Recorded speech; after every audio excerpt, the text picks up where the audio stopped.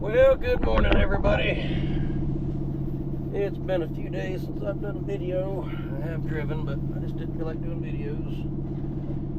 But today we're back at it.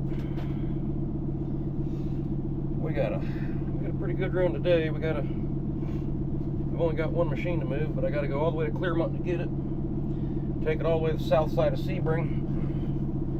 I'm not sure if I recorded the day that I dropped off that machine and Clearmont it to the mechanic shop, but we got a little skinny road to get down.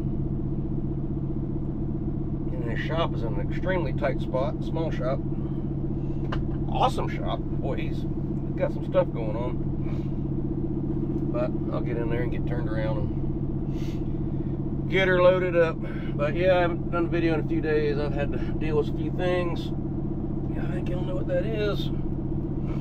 We did go by Rush Truck Centers that day, and mechanic got in the truck, plugged his computer in. I said, man, at a high idle, you can hear it and feel it.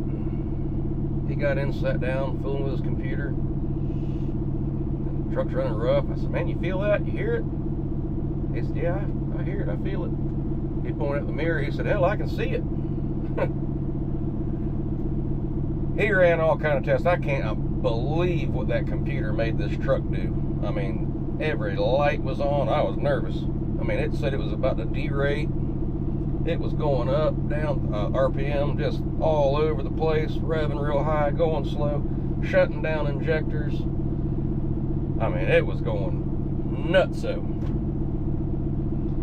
Then he was doing all kind of tests himself, shutting down injectors. We went for a ride. He was making it shut down different injectors. I had that Komatsu on my back. That way it would really act up better. And it did.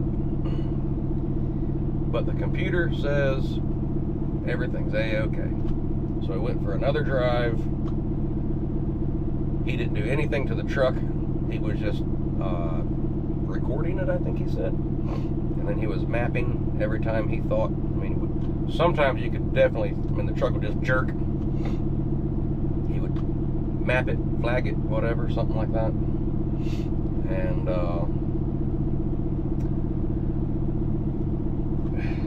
go from there. He said, well, I'm going to send this to Cummins. We're going to get the engineers looking at it, blah, blah, blah. There's tier 1, tier 2, tier 3 steps they got to go through. He said eventually a Cummins rep, I think tier 2, a Cummins rep would come out, plug their computer in, because he said Cummins does not let us see everything, which I think is absolutely stupid. I mean, I get why. It's proprietary information. They don't want it stolen, but how many people does Cummins have working for them? It just takes one person to, steal something, give it away, whatever you want to call it. So I think that's pretty dumb, but that's their policy. So eventually I think a Cummins rep is going to have to get in this thing with his computer because it sees more, and go from there. And his next question was, when can you leave it with us? I said, dude, it's been almost 4 months. I've only owned the truck a year and 3 months. I'm not leaving it with you until someone calls me and says, here is our plan of action. This is what we're going to do to fix your truck. Until then, I'm going to work. And he said, fair enough. We'll have an answer in a couple of days, and, we'll have to schedule an appointment with the Cummins rep, yada, yada, yada. There's Pops pulling in. I've already got his truck fired up and ready. But anyway, that's the deal with the Peterbilt. Whatever happened, the computer says everything's fine, so hopefully something simple, but at the same time, nobody knows. So that's where we're at. I'm going to jump out here and talk to Pops a minute, and we'll get back at it. Let's go. Who wants to see Pops?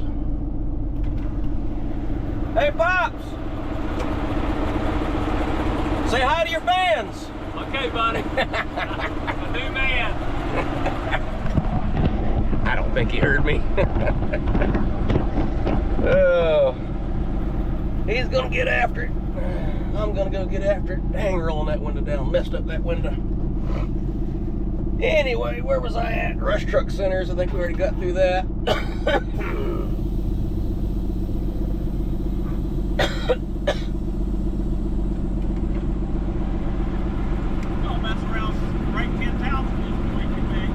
Good deal. See ya.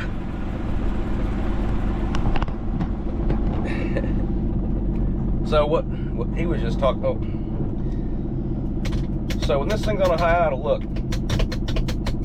I'm stomping the pedal. I got the clutch mesh. I got to get that part reset. Somehow they did it wrong. Before when I'll let you go first, Pops. I'll get the gate, buddy. Before, when it was at a high idle, as soon as you mash the clutch, it fell back. It's not doing that now. Now I gotta actually turn the cruise control off and shut down the high idle. But that's easy, that's nothing. They just need to reprogram that. But anyway, he was just talking about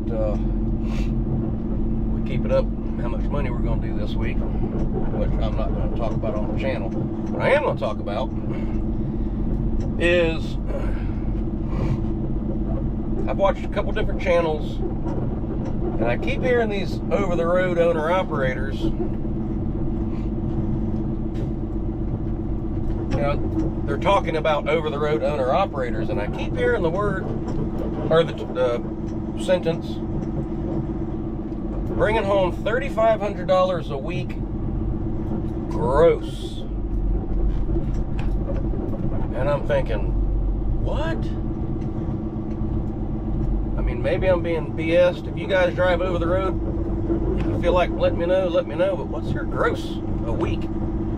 I don't see how a fella could gross $3,500 and eat anything other than Spam, which I've done a lot of in my life, especially starting businesses, and that's okay. But unless, I mean, do you not own the trailers? Are you some kind of sharing insurance with these companies that you're working for? I'm sure they give you fuel perks, but I mean, you're not getting that much. 10 cents maybe? I don't know. I have no idea. Maybe 25 cents? I have no clue. Pops might have forgot something. He's backing up. But anyway, is that an accurate number? $3,500 a week gross? Can't be. I mean, maybe it can be. I know that if I was doing $3,500 a week, I'd be in the poorhouse a long time ago. But I own this trailer. I have to really bust my ass to do it. I mean, driving 500-600 miles a day is busting your ass too. I'm not putting in those miles, but I'm putting in the labor. Dang, he backed up and is walking over here to get the gate because he don't want boss man to get the gate. And I let him go first so I'd get the gate.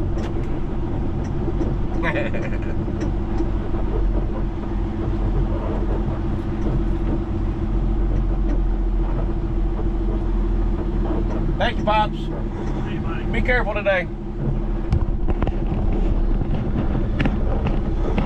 I need fuel. Oh man, I need fuel bad. I was hoping. I don't like pushing it on fuel. But I've been thinking in my head, how can I get fuel without going out of my way?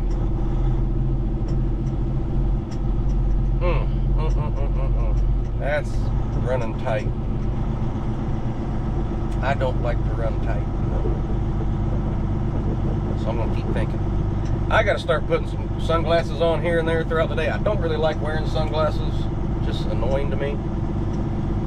But I've been getting a headache every afternoon, and I think it's the sun's just so bright. I think it's getting me. But anyway, back to the $3,500 a week gross. Am I not understanding something wrong? I don't. So I was driving down the road not too long ago, and I seen a big billboard on the side of a semi truck something to the nature of, come work for us, guaranteed $2,500 a week, bring home. $2,500 a week, bring home. I'm assuming that means you drive our truck. That number seemed obscene as well, as far as being too high. I can't see a company paying drivers $2,500 a week. I mean, maybe so. I don't know. I don't know anything about over-the-road driving. I've never done it, and I didn't stay at a Holiday Inn Express last night. And I've never really talked to people about their pay. I know there's a lot of guys out there that are hurting, and that's mostly the owner-operators. If a company driver is making $2,500 a week and an owner-operator is only gross $3,500 a week, whew, damn, that stings bad. So, drop me some comments. Educate me a little bit. Even though I'm not in that business, I'm still interested. I mean, I like to learn no matter what it is. But, like I say, I'm not harping, but $3,500 a week just seems like, I mean, hell, you gotta have $1,000 a week in fuel, I would assume. Then you got maintenance, then you got food, and, you know, you guys know everything else that goes along with it. Let me see. They got some more stuff in the way this time. They got a lot of stuff in the way this time. I don't think I need to pull in there, but I really don't want to sit here in the middle of the road. Oh, crap.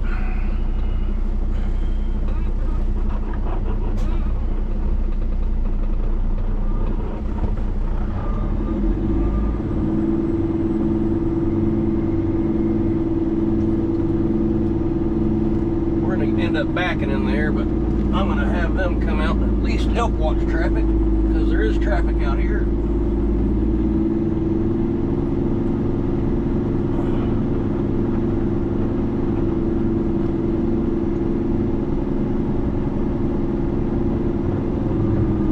First thing we're going to do is get over here on the side of the road.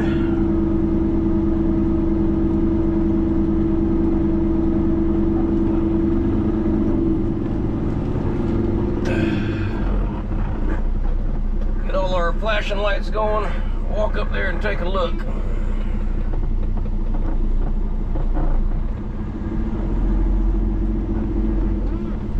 Without scratching my truck on those orange trees.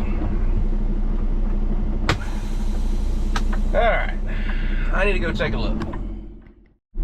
Well, I think if I try to go around this corner and jackknife myself in, backing in, I think I'm going to be way too close across the road on that guy's fence. I actually think I would probably hit it. You can see it's, I mean, I could probably make that, maybe. You know what? Wait a minute there, sir. But if I don't, then I'm kind of jammed up. But I got a little plan to come in here and get turned around. But if that doesn't work, I'm jammed up. So, we are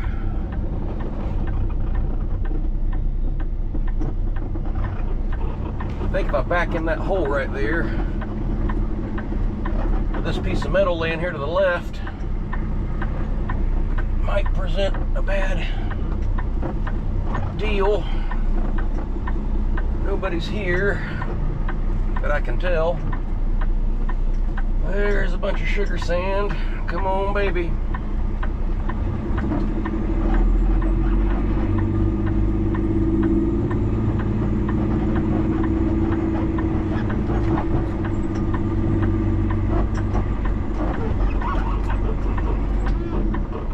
Well, hell, I got damn field and turn around. And see that.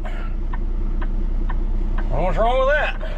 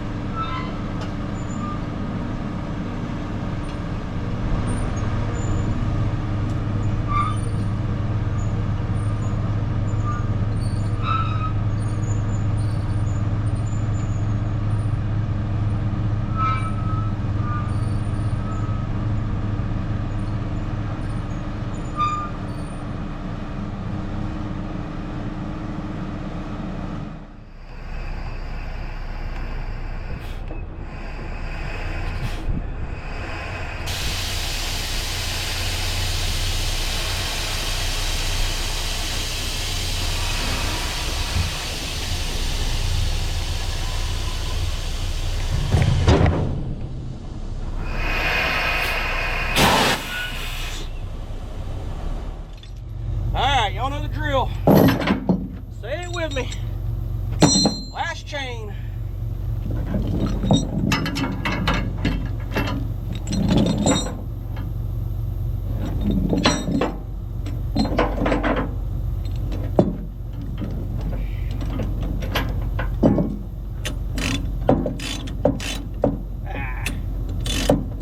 Flipped around on me.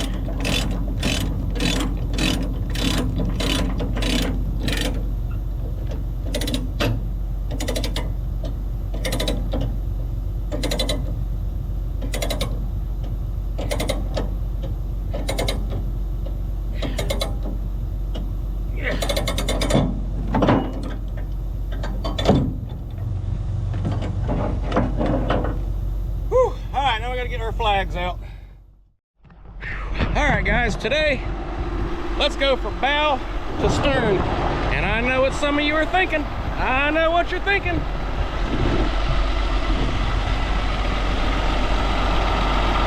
Did get a bungee cord and tie it up a little better. I'll grab one of them in a minute. But I did not forget this time. We got our flashing lights, our flags, fire wire, baby. Chains, flags, flags. More chains. Boom chains. Wide load signs, flashing lights, flags. We're good to go. We got a long road ahead of us now. This machine looks like this is new, or they at least cut it off and remachined it. I bet that's what they did. They cut the old one off. Probably put these in here new pins, whatever you call this stuff. New, I call that a knuckle. New pins, all that's new, so it'll be tight now. Y'all know that I normally lay that knuckle right on that board, but as I was tightening this chain, the board started slipping out. So I jumped up, and I already had that side of the machine tied down. So I jumped in there, curled the bucket down, and laid the bucket there. Probably the better way to do it anyway.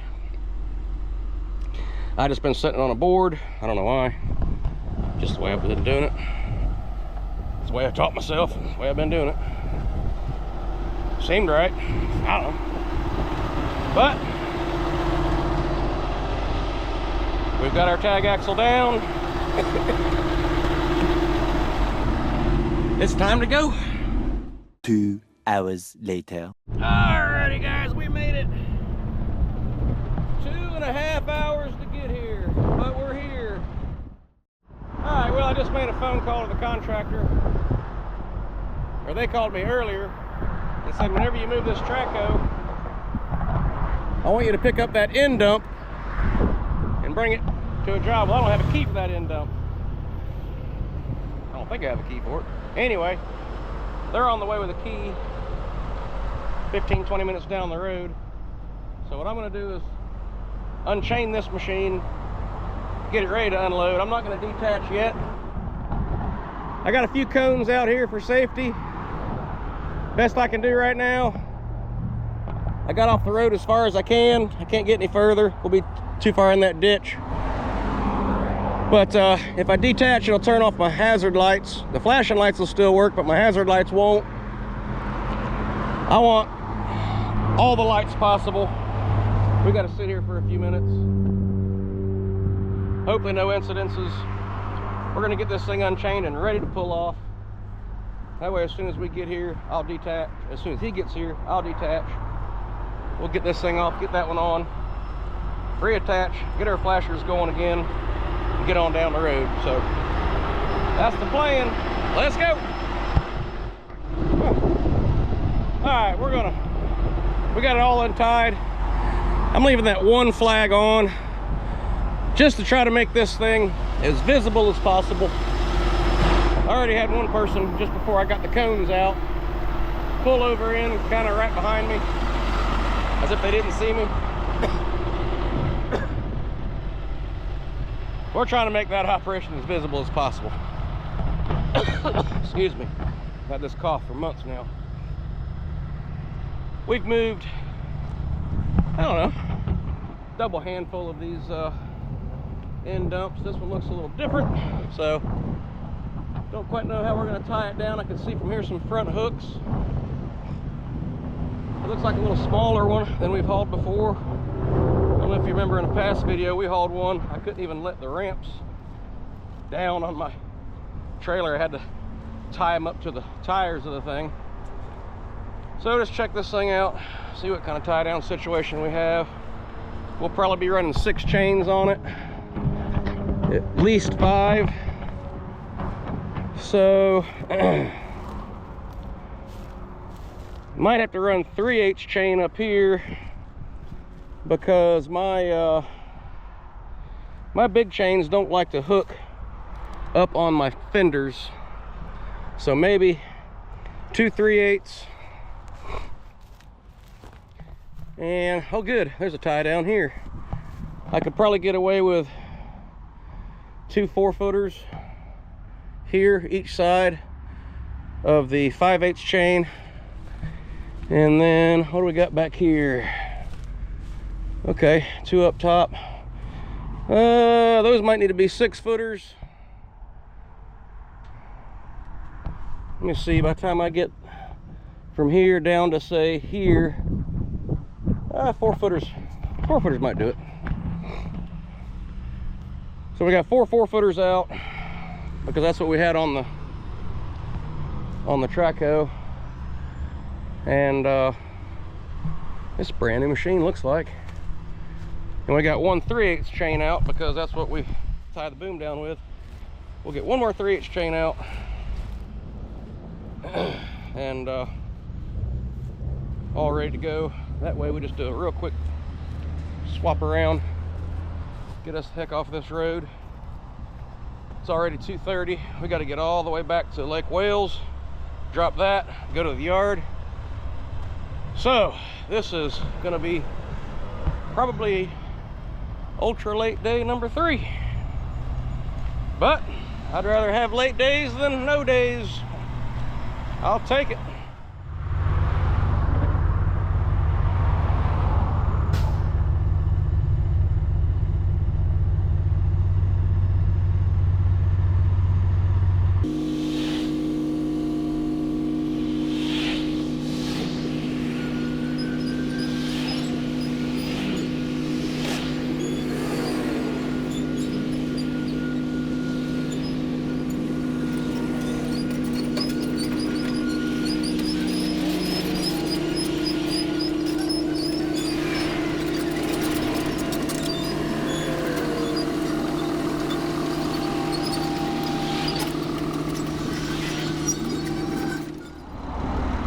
Oh.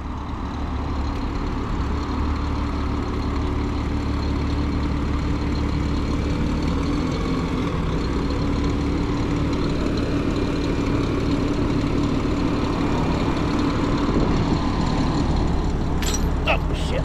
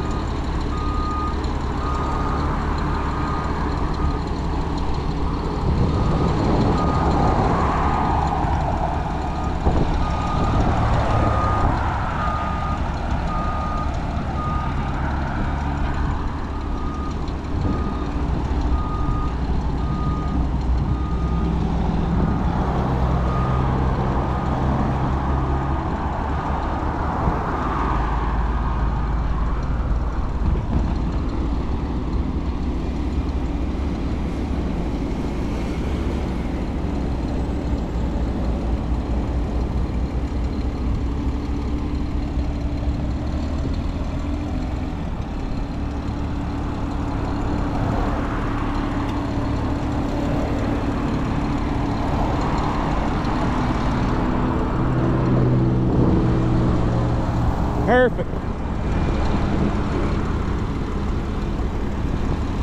I keep turning around to watch my back.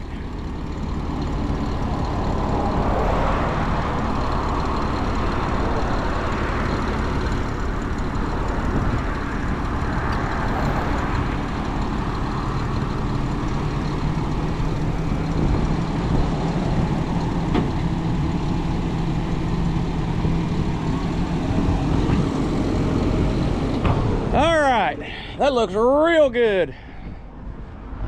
Plenty of room on the ramps. Them 4-footers probably ain't gonna work. A little bigger than I thought, but we've hauled bigger. Looks like you're about to have a heart attack. Huh? I could see your truck in the camera. Oh, yeah, you were. I couldn't quite see it as well as you could probably. Here's what we'll do. We'll run a chain from there to here, then from there to there. Okay. I'll hook up and I'll start helping. Okay. All right, real quickly so we can get going. Appreciate your help, boss man. You know, we got all this set up. We got 2 chains here pulling. We got the big chains here pulling both sides. The 4-footers did work out well right here. They're pulling. It's time to get off this damn road. Let's go. Hour and a half later, we made it. Whew.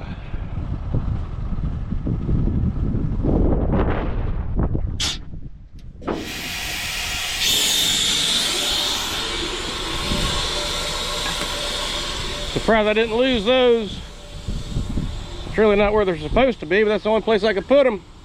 The only flat spot. They wouldn't stay there or here. I guess I could have tried to climb up there, but it is what it is. That's where we put them. Let's get this thing untied.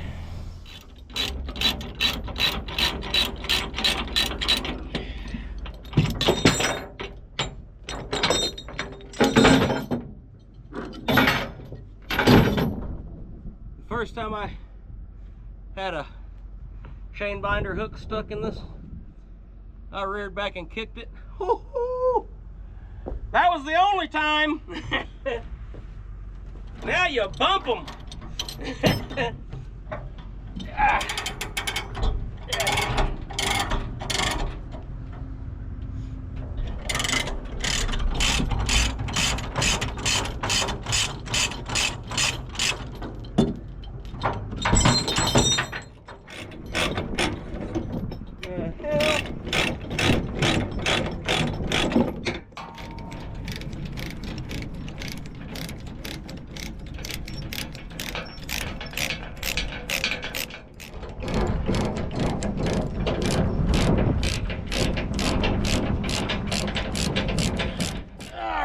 Get up here. I'll get it off and you'll drive it down. He's scared to drive it, I think. All right. Let's see here. Gotta figure out how to run this thing or fire it up. That's not doing it. Don't tell me there's a code. They didn't tell me what the code is.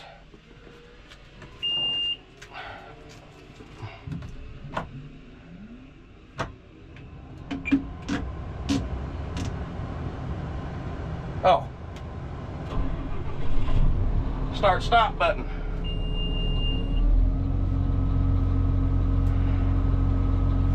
Park. Woo!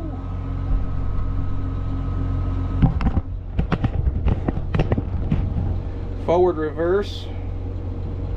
Backup cameras on. Can't really see crap. Here's how we're gonna do this. Go! Now, can't even see no parts of the trailer. All right, how much of the throttle do I gotta push? Okay, it's not in reverse. Oh, still not in reverse, huh? Okay, I gotta push a little button. All righty, I knew we'd figure it out. So, something like this, and I can't see any of my tires. So you just go slow. And if you feel a big bump, that means you ran off the side of the trailer. I can at least now see the trailer and I can kind of line it up in my windshield. We're already coming down the ramp though.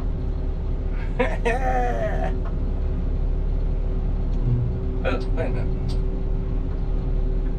It turns opposite.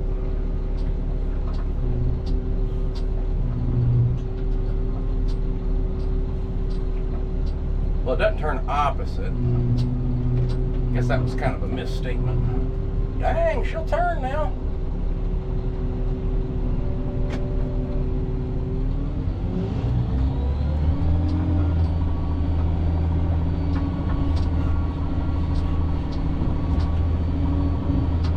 They put me on the phone with the foreman down here. He said, when you come down the road with your big truck, you better hit her fast. She is sandy, sandy. So at least this will give us a little, yeah, buddy, look at that sand. Woo! At least here we'll be going downhill.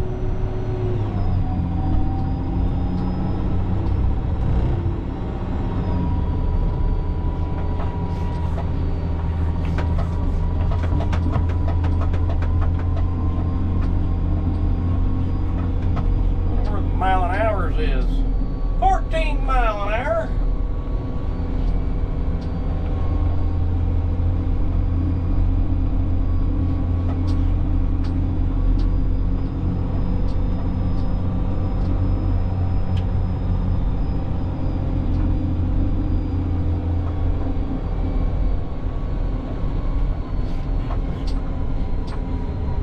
Don't leave me, man. Need a ride. Son of a gun! Where's the horn? Hey! You son of a... I should have left it up the hill.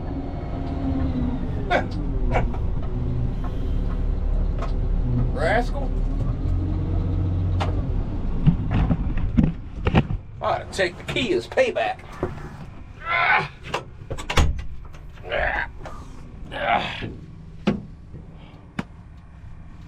Oh, I feel like I'm missing something.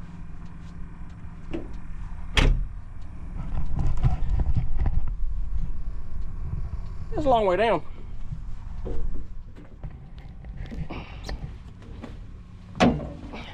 Now I gotta walk all the way up the hill. He was sitting right there in a dang pickup truck.